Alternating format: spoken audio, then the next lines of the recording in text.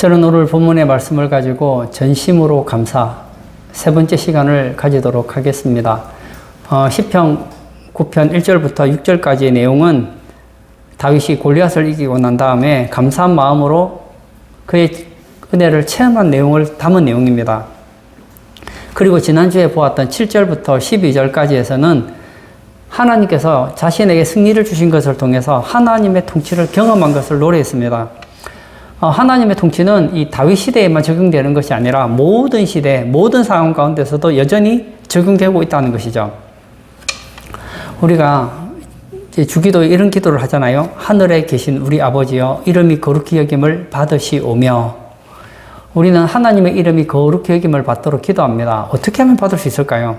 나라가 임하옵시며, 하나님의 나라가 임할 때 아버지 이름이 거룩히 여김을 받게 된다는 거예요.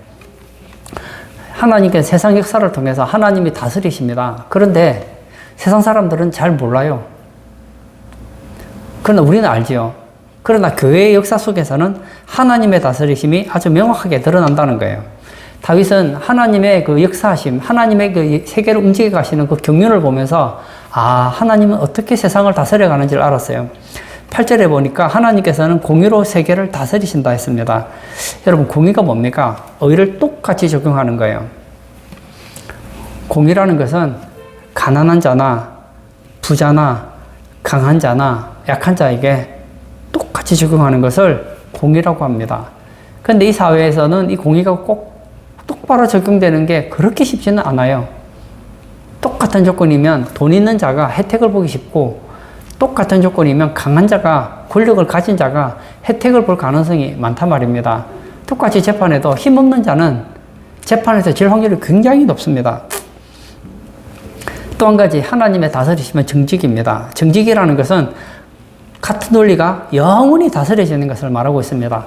하나님께서는 공의로 세상을 다스리시는데 10년 전에는 공의를 다스렸는데 10년이 지나서 공의가 바뀌어버리면 곤란하지 않습니까?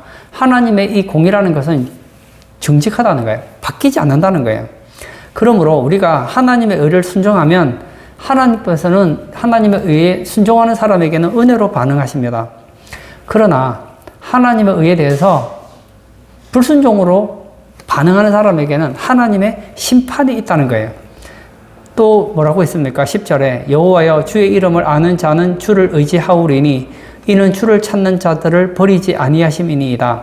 하나님께서는 공의로 다스리실 뿐만 아니라 주의 이름을 아는 자는 주를 의지하오리니 이는 주를 찾는 자들을 버리지 아니하심이니이다. 다시, 주의 이름을 아는 자는 주님께서 버리지 않는데요.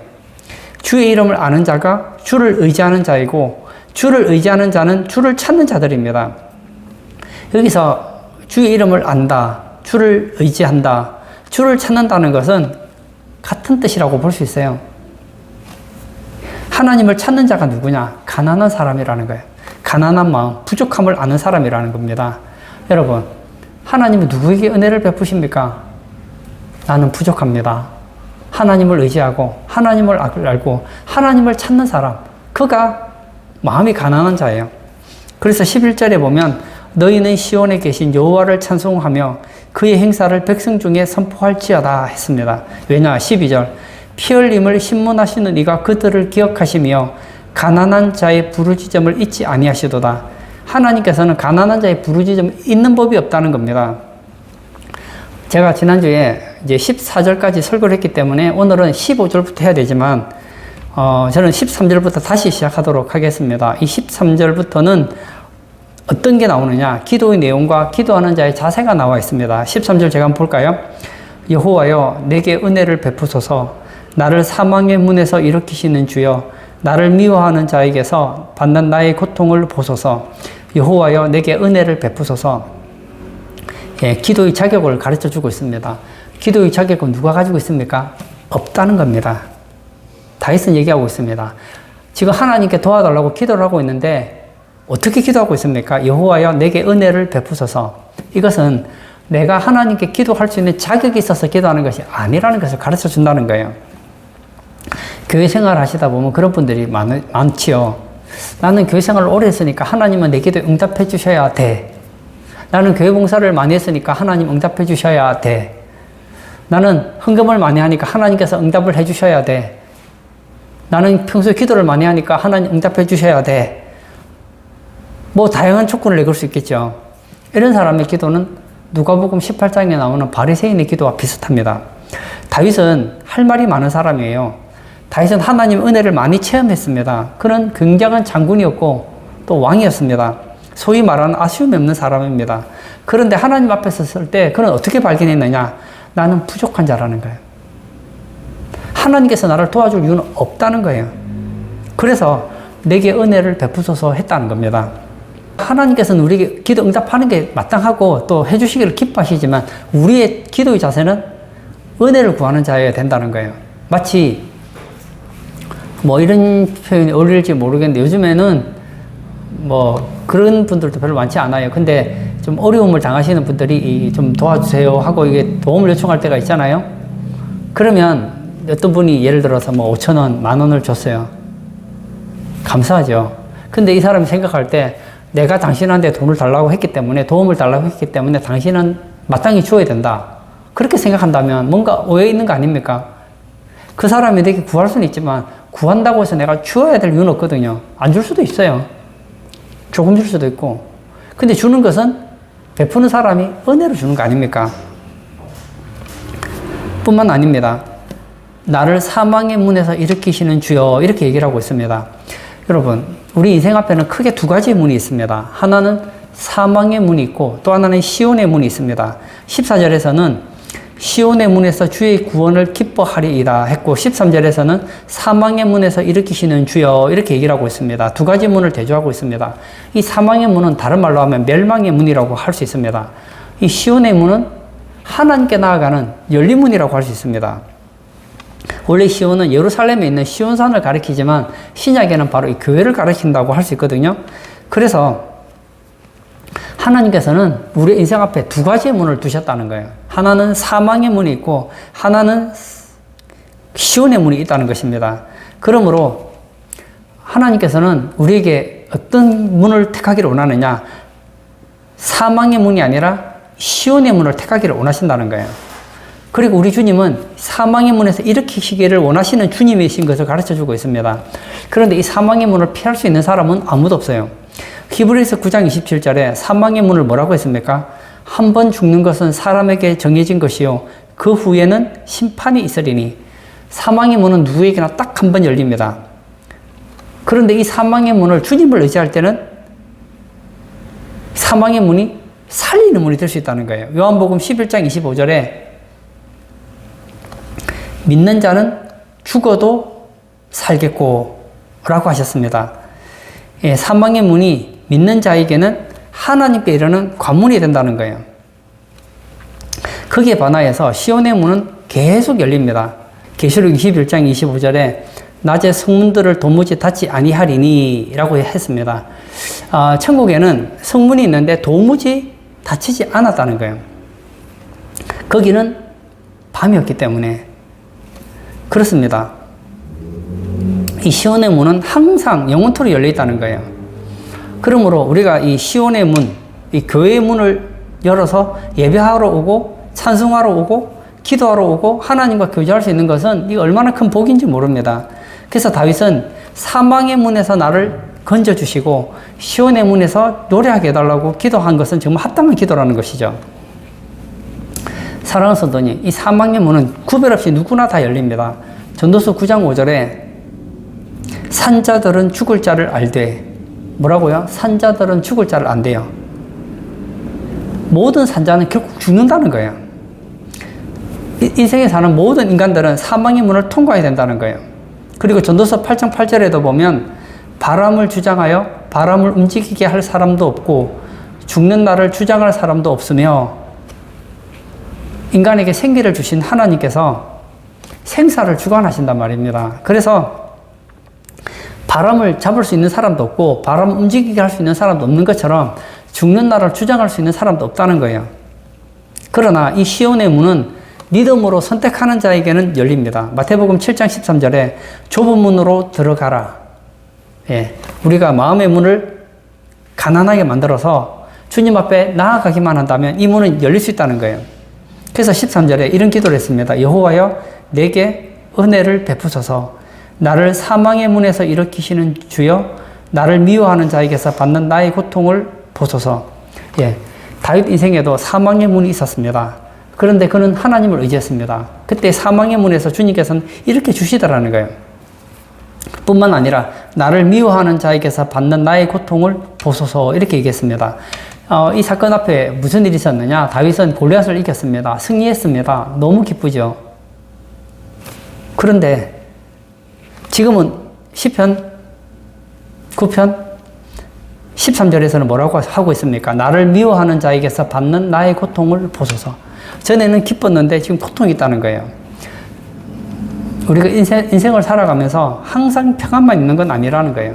이 평안과 공고가 함께 나의 인생 가운데 있다는 것을 우리는 기억해야 합니다. 전도서 7장 14절에 형통한 날에는 기뻐하고 공고한 날에는 되돌아보아라. 이 두 가지를 하나님이 병행하게 하사 사람이 그의 장래 일을 능히 헤아려 알지 못하게 하셨느니라. 무슨 말입니까? 형통할 때에는 하나님 앞에서 감사하고 공고할 때는 왜 이런 어려움이 왔는가 하고 생각해 보라는 거예요. 오늘 예배 참석하신 사랑하는 성도님, 우리 성도님들 인생 가운데 지금 기쁘십니까? 제가 좀 슬픈 얘기를 좀 하고 싶은데 약간 힘든 얘기를 할 텐데요. 그 기쁨이 계속되지 않습니다. 여러분 요즘 너무 힘드십니까? 제가 기쁜 소식 하나 전해드릴까요? 항상 여러분 인생 끝날 때까지 그런 공고한 일만 생기지도 않습니다. 하나님께서는 우리 인생 가운데 두 가지를 항상 두 가지를 같이 주셔요. 하나는 형통한 날, 하나는 공고한 날. 이렇게 주시는 목적은 사람이 그의 장래 일을 능히 헤아려 알지 못하게 하려 하셨느니라.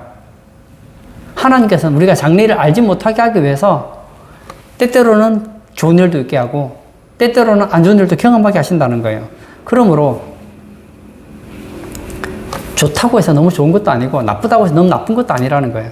하나님께서 우리에게 이렇게 형통한 날과 공고한 날을 주신 것은 미래는 내 손에 있지 않기 때문에 하나님을 의지하고 가난한 마음으로 하나님 붙잡고 살아라고 하나님께서 우리에게 이런 일들을 허락해 주신다는 거예요.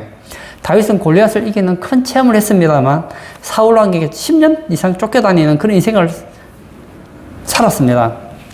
사울 왕이 얼마나 다윗을 죽이려고 했는지 모릅니다.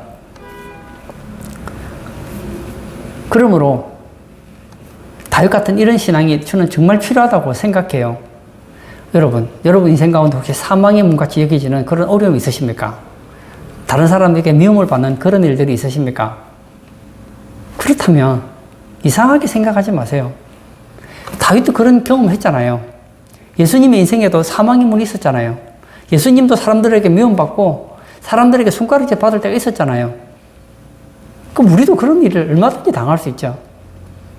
이상한 일 당한 것 같이 생각하지 마시고 그런 일이 생길 때 하나님 앞에 나아가자는 거예요. 어떻게 해요? 은혜로 나아가자는 거예요. 나는 그 문제를 해결할 수 없고 하나님은 우리에게 그 문제 해결해 줄 아무 이유가 없지만 하나님은 우리에게 그런 문제들을 해결해 주시기를 기뻐하시는 하나님이시기 때문에 우리가 기쁨으로 나가면 된다는 거예요. 하나님은 하나님을 대적하는 자에게는 공의로 그리고 하나님을 의지하는 자에게는 은혜로 다스리신다.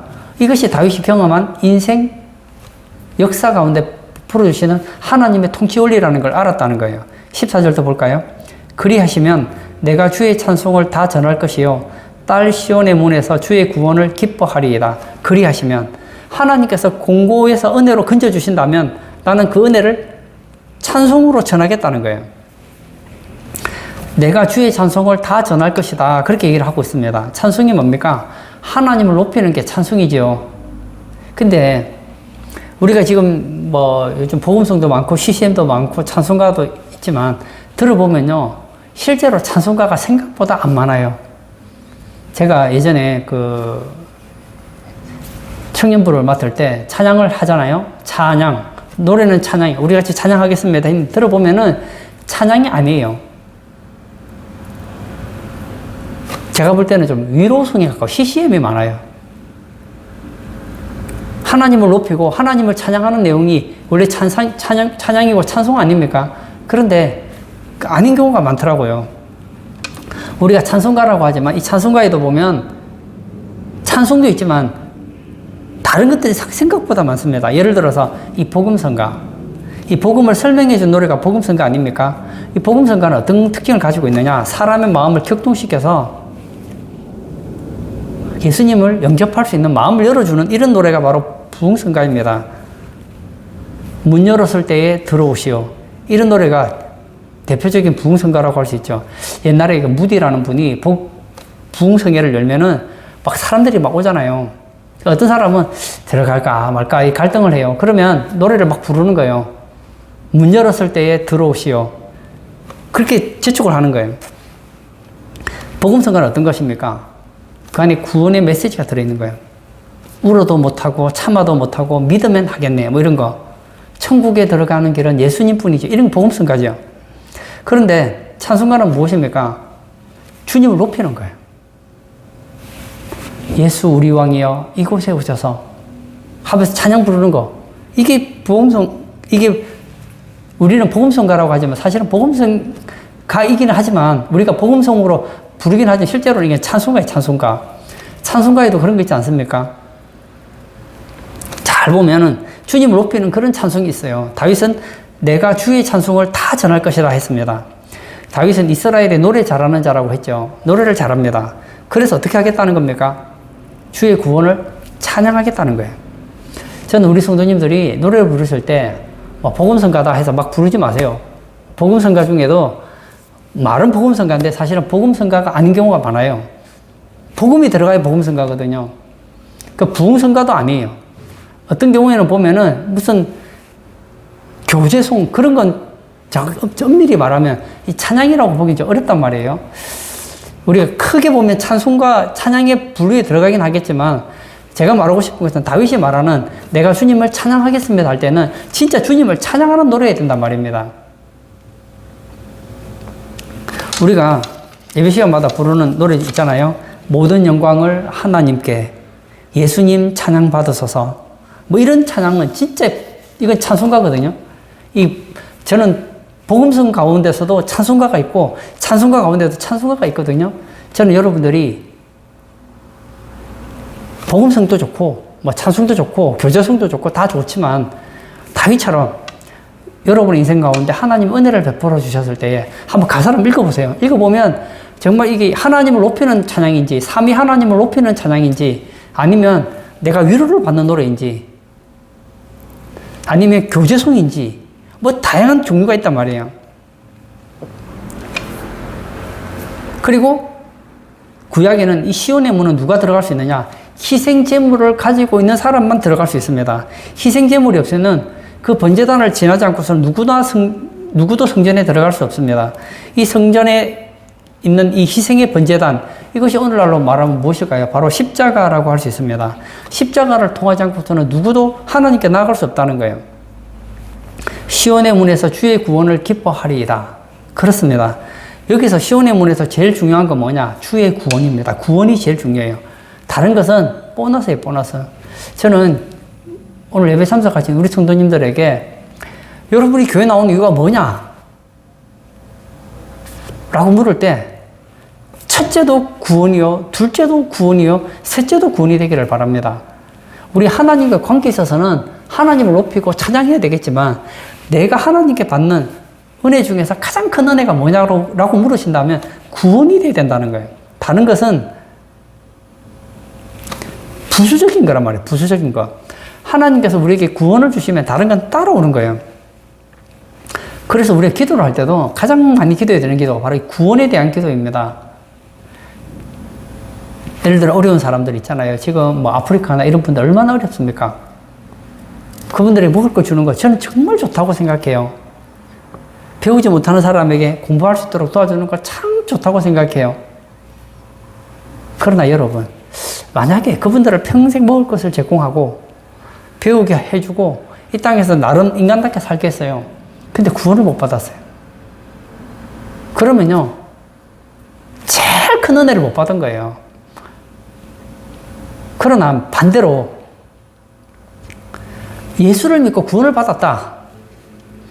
그러면 다른 건 된 거나 마찬가지예요. 왜냐? 하나님께서 생명을 주신 하나님께서 먹고 사는 문제 책임 안 지시겠느냐는 거예요. 다윗은 얘기합니다. 내가 주의 찬송을 다 전할 것이다. 그리고 통치의 원리를 또 적용하고 있습니다. 15절 볼까요? 이방 나라들은 자기가 판 웅덩이에 빠짐이여 자기가 숨긴 거물에 자기 발이 걸렸도다. 이방 나라들은 자기가 판 웅덩이에 빠짐이여. 하나님을 대적하는, 그리고 자기 스스로 쓰려고 하는 사람을 가리켜서 이방 나라라 그렇게 얘기를 하고 있습니다. 이런 이방 나라들의 특징이 뭐죠? 하나님과 상관없이 자기 스스로 일어나려고 하는 거예요. 그리고 하나님을 대적하려고 하는 사람이 바로 이방 나라들입니다.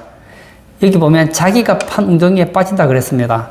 자기가 판 웅덩이라는 것은 무엇입니까? 내가 이익을 얻기 위해서 다른 사람에게 해를 입히는 거예요.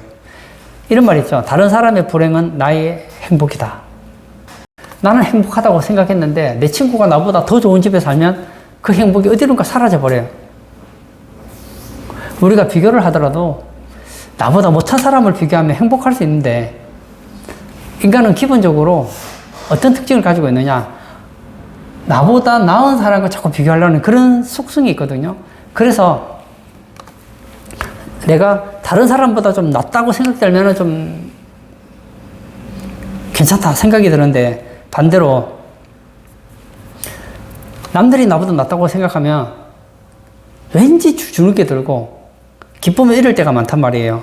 오늘 성경은 이렇게 얘기하죠. 이방 나라들은 자기가 판 웅덩이에 빠지며, 아니 내 인생 내가 잘 살면 되는데 하나님을 마음에 모시지 않는 이런 악한 마음을 가지고 있는 이방 나라들의 특징이 무엇입니까? 남 잘 되는 꼴을 못 보겠다는 거예요. 다른 사람에게 해를 끼쳐서라도 나는 잘 돼야 되겠다는 거예요. 아닙니다. 남을 대접해야 돼요. 오히려 어떤 사람이 웅덩이에 빠지면 건져줘야 돼요.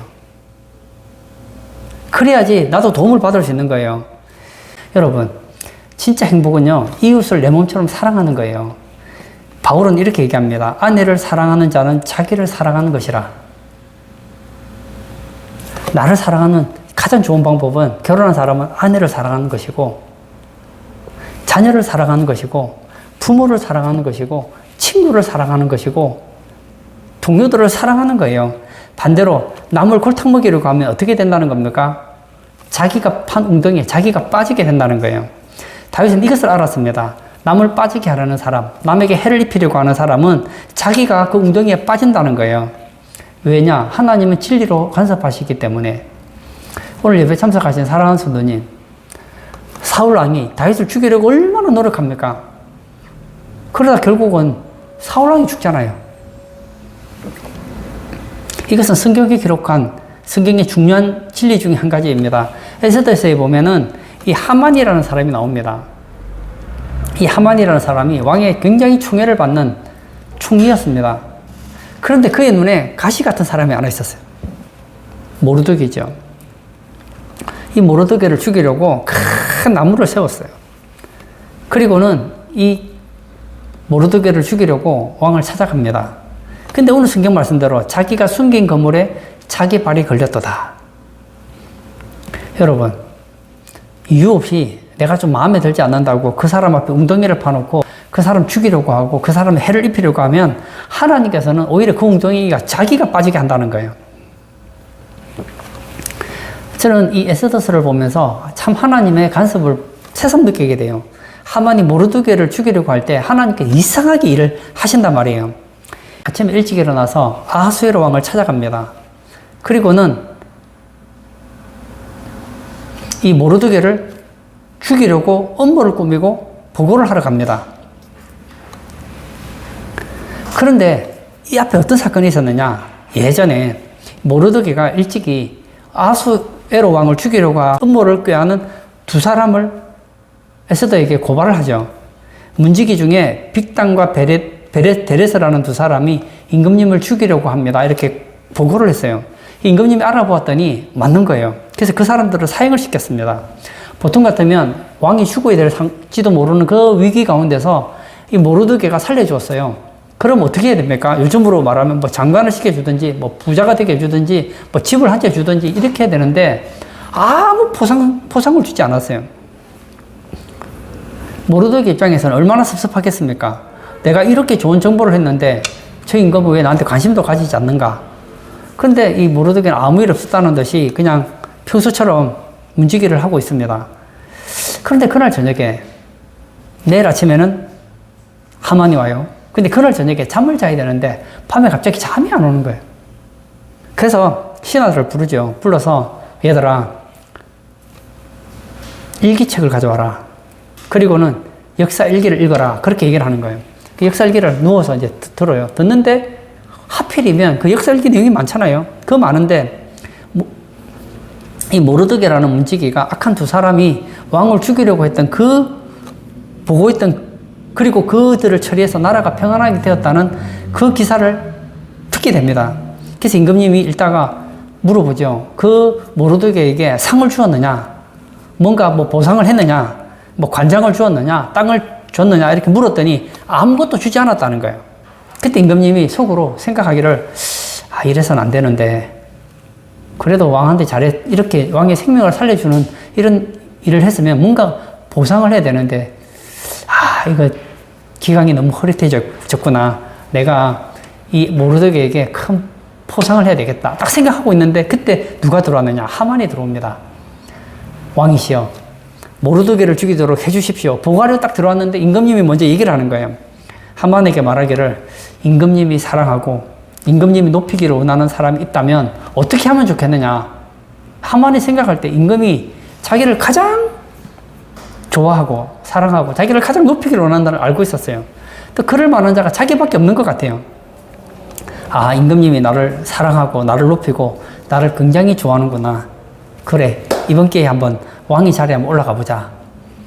이번 기회에 왕의 옷도 한번 입어보고 왕의 말도 타고 한번 왕처럼 한번 살았으면 좋겠다. 그래서 얘기하죠. 임금님이 사랑하고 임금님이 높이기 원하는 사람에게 임금님의 왕관을 씌우시고 임금님이 타시는 말을 태우고 임금님의 옷을 입히고 임금님이 둘째로 사랑하는 사람이 말굽히를 잡고 온 동네로 다니면서 임금님이 사랑하는 자는 임금님이 높이기를 원하는 자는 이렇게 하느니라 하고 말하면 좋을 것 같습니다 하고 얘기를 해줬어요. 들어보니까 굉장히 좋은 거예요. 사실은 하만은 이번 기회에 자기 2인자니까 한번 왕노릇 한번 해보려고 그렇게 기가 막힌 아이디어를 냈는데 임금이 들어보니까 너무 좋은 거예요. 그래서 어떻게 합니까?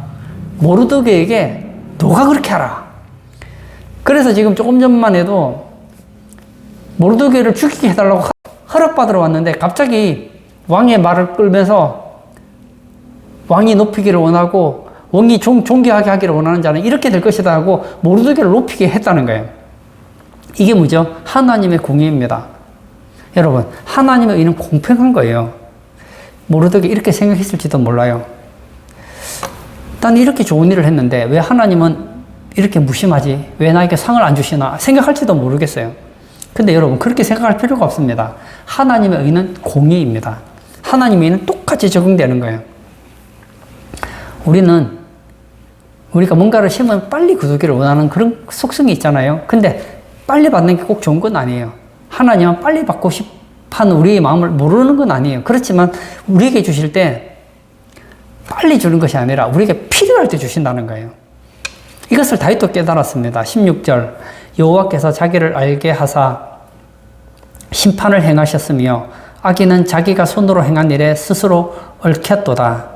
여호와께서 자기를 알게 하사 심판을 행하셨으며 성경에 이렇게 써 있잖아요. 15절 사건을 통해서 자기를 알게 하셨다는 거예요.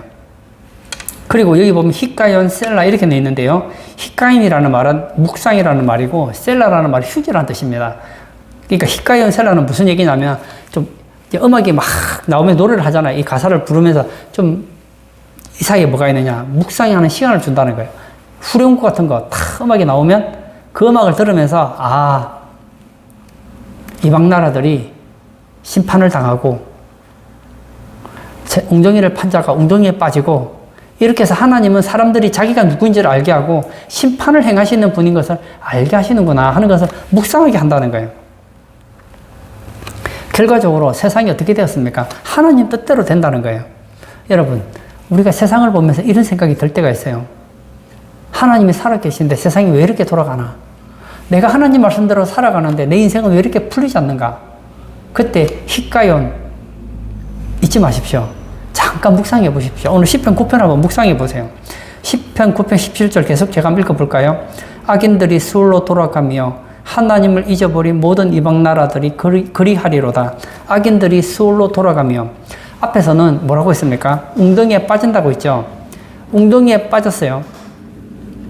그물에 걸리고 웅덩이에 빠졌습니다. 근데 여기서 끝나는 게 아니에요. 오늘 성경에서는 악인들이 수울로 돌아가며, 여기서 말하는 수울은 지옥에 빠진다는 거거든요. 여러분, 하나님은 공의로우십니다. 하나님은 정직하십니다. 이방 나라들, 하나님을 대적하고 하나님의 기뻐하지 않는 삶을 사는 사람은 이 땅에서도 울무에 빠지고 웅덩이에 빠지고 거물에 갇히고 하나님의 심판을 받지만 죽고 나면 수울에 돌아간다는 거예요. 영원한 지옥불에 돌아간다는 거예요. 그러므로 우리가 기억해야 될 것이 있습니다. 18절 제가 또 한번 볼까요? 궁핍한 자가 항상 잊어버림을 당하지 아니하며 가난한 자들이 영원히 실망하지 아니하리로다. 궁핍한 자, 가난한 자 나와 있습니다. 여러분, 궁핍한 자는 항상 잊어버림을 당하지 않는다. 여기서 궁핍한 자는 바로 가난한 자와 동의어입니다. 심령이 가난한 자를 말하는 것이죠. 여러분, 심령이 가난해서 하나님을 붙잡고 하나님을 의지하는 자는 하나님께서 잊어버리지 않는다는 거예요. 하나님께 잊어버림을 당하지 않습니다. 그리고 가난한 자들이 영원히 실망하지 않게 됩니다. 여기서 왜 영원히 실망하지 않는다는 말을 했을까요? 그것은 실망할 때가 있다는 거예요. 우리가 여러분 기도해보면 알잖아요. 기도해보면 우리도 알아요. 하나님은 우리 기도에 응답하신다. 신실하게 응답하신다. 근데 기도했는데 응답이 안 되는 거예요. 나는 이 문제가 지금 당장 해결돼야 될 것 같은데 응답이 안 되면, 그리고 응답의 시간이 지나가 버렸어요. 그러면 뭐가 찾아오죠? 실망이 찾아오잖아요. 그런데 여러분, 가난한 자가 영원히 실망하지는 않는다는 겁니다. 내가 생각할 때 실망할 수 있어요. 우리가 하나님을 의지하고 신앙생활을 했는데 실망할 때가 있단 말입니다. 낙심할 때가 있단 말입니다. 그러나 영원히 실망하진 않아요. 지금 당장 보지 마십시오. 5년 뒤, 10년 뒤를 보시라고요. 지금 당장은 실망할 수 있을지 모릅니다. 그러나 하나님은 궁핍한 자, 가난한 자는 영원한 실망을 주시는 분은 아니라는 것, 이것을 기억하시기를 바랍니다. 19절 볼까요? 여호와여 일어나사 인생으로 승리를 얻지 못하게 하시며 이방 나라들이 주 앞에서 심판을 받게 하소서. 19절과 20절은 결론적인 기도입니다. 여기서 여호와여 일어나사, 하나님은 우리 인간이 아닌데 일어나라는 것은 무슨 얘기냐? 하나님께서 능력을 나타내시라는 거예요. 하나님께서 직접 간섭해 달라는 그런 얘기를 하고 있습니다. 여호와여 일어나사 인생으로 승리를 얻지 못하게 하시며, 인간이 자기 잘났다 하고 악사상을 가지고 이 세상에 못된 사람들이 얼마나 많아요. 다른 사람 인생에 거물을 던지고 다른 사람을 해치고, 그런 사람에게 승리를 얻지 못하게 해달라는 거예요. 여러분, 악한 자가 승리하고 악한 자가 항상 행복한 인생을 살아간다면 어떻게 되겠습니까? 그래서 인생으로 승리를 얻지 못하게 해달라고 기도하고 있는 거예요. 여러분, 땅은 누가 차지합니까? 온유한 자가 차지하는 거예요. 우리가 생각할 때는 강한 자가 차지하는 것 같지만 아니에요. 온유한 자라는 것은 하나님을 의지하고 하나님의 인도를 받고 하나님 말씀대로 묵묵하게 살아가는 사람이, 우리가 볼 때는 좀 어리석어 보이고 우리가 볼 때는 잘 안 되는 것 같지만 지나놓고 보면 온유한 자가 땅을 차지하고 온유한 자가 이긴다는 거예요. 그리고 결론 20절을 보고 제가 마무리 지으려고 합니다. 여호와여 그들을 두렵게 하시며 이방 나라들이 자기는 인생일 뿐인 줄 알게 하소서. 여기 보면 그들을 두렵게 하시며 이방 나라들이 자기는 인생일 뿐인 줄을 알게 하소서. 저는 이 말이 얼마나 귀한 말인지 모릅니다. 다윗은 자기를 괴롭히는 그 악인들, 자기를 힘들게 하는 사람들 있잖아요. 그 사람들을 자기가 똑같이 생각하고 있다는 거예요. 나도 은혜를 받지 않았더라면 저 사람들과 똑같다는 거예요. 여호와여 그들을 두렵게 하시며, 그들이 만약 하나님이 얼마나 두려운 존재인지를 알았더라면 하나님의 간섭, 하나님의 채찍을 맞아서 깨닫기를 원하는 것이 있습니다. 그게 뭐죠? 이방 나라들이 자기는 인생인 일뿐인 줄을 알게 하소서. 나는 피조물에 불과하다. 나는 아무것도 아니다. 나는 하나님의 지원받은 존재에 불과하다. 이것을 깨닫고 하나님을 의지하게 해달라는 거예요. 제 다윗의 시를 보면 다윗은 저주시가 별로 없어요. 우리가 볼 때 꼭 저주시 같은 시가 많은데요. 좀 내용을 구체적으로 들어가 보면 저주시가 아니고 회개시라고 보면 참 좋을 것 같아요. 그렇게 하면 망하니까 지금이라도 정신 차리고 돌아오라는 거예요. 우리 주변에 보면 참 우리 마음에 들지 않는 사람들이 많죠. 제 인간은 꼭 죽었으면 좋겠다. 제 인간은 망했으면 좋겠다 하는 사람들이 있습니다. 근데 여러분, 그 사람 저주하지 마세요. 사울이 하나님이 손 한번 보시니까 우리가 잘 아는 성경의 가장 위대한 바울이 되는 거 보잖아요. 많은 분들이 북한의 김정은 보면서 제 인간 저거 죽어야 된다 그렇게 생각을 많이 하는데요. 여러분 그렇게 기도하지 마세요. 누가 압니까? 하나님이 한 번만 간섭하시면 자기 인생인 걸 깨달을지 어떻게 합니까? 그리고 우리가 볼 때 나라를 어지럽히는 저런 사람들을 보면서 하나님 저런 인간 안 잡아가시나 생각하지만 여러분 하나님은 공의롭다니까요. 만약 하나님께서 공의로 그 사람들을 치면요 우리도 다 쳐야 돼요. 그러므로 우리는 오늘 이 시편 9편을 통해서 한번 우리를 돌아보기를 원합니다. 여러분 우리 인생 앞에는 사망의 문도 있고 시온의 문도 있습니다. 우리는 사망의 문을 피할 수가 없어요. 그러나 주님은 사망의 문에서 일으키시는 주님이십니다. 이 사망의 문에서 일으키시는 주님을 경험할 수 있는 사람이 누굽니까? 궁핍한 자, 가난한 자, 주님을 아는 자, 주님을 찾는 자. 한마디로 말하면 심령이 가난한 자예요. 저는 오늘 우리 성도님들이 정말 심령이 가난한 자가 되기를 원합니다. 그리고 주님의 은혜를 경험했을 때 주의 구원을 찬송하기를 바랍니다.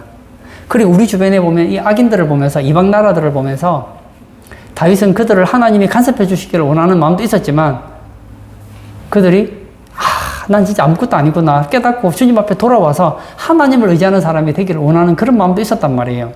저는 여러분들이 하나님께 대하여 가난한 사람이 되셔서 하나님의 은혜 가운데서 지금 당장은 하나님이 도와주시지 않는 것 같아서 실망할지 모르지만 하나님을 의지하는 자는 영원히 실망당하지 않는다는 것을 깨닫고 그리고 우리 주변에 이 악인들 나라를 어지럽히고 교회를 힘들게 하는 그 사람들도 미워하지 마시고 그분들도 회개하고 주님 앞에 돌아오는 그런 주의 자녀들 되도록 축복하는 그런 우리 성도님 되시기를 축복합니다. 아멘. 이 시간 한번 같이 기도하기를 원합니다. 시편 9편은 다윗이 골리앗을 이기고 사울 왕에게 쫓겨다니면서 선실하고 그렇게 많은 성경학자들은 보고 있습니다. 그의 인생에는 골리앗을 이기는 승리도 있었지만 그러나 사울 왕에게 10년 이상을 쫓겨다니는 그런 힘든 시기도 있었다는 거예요. 여러분 우리 인생 가운데서 항상 좋은 일만 있지는 않습니다. 어려움이 있습니다. 어려움 가운데 주님을 도와달라고 했지만 실망할 때도 있습니다. 그렇지만 우리가 끝까지 주님을 붙잡을 수만 있다면 공의로우신 주님, 정직한 주님, 사망의 문에서 일으키시는 주님을 붙잡고 나아갈 때 주님은 우리를 세워주신다는 거예요. 주님의 은혜를 받았을 때 주님께 모든 영광을 돌리고 주님을 찬양하는 그런 우리 성도 되게 해달라고 같이 기도하시고 자유롭게 개인 기도하도록 하겠습니다.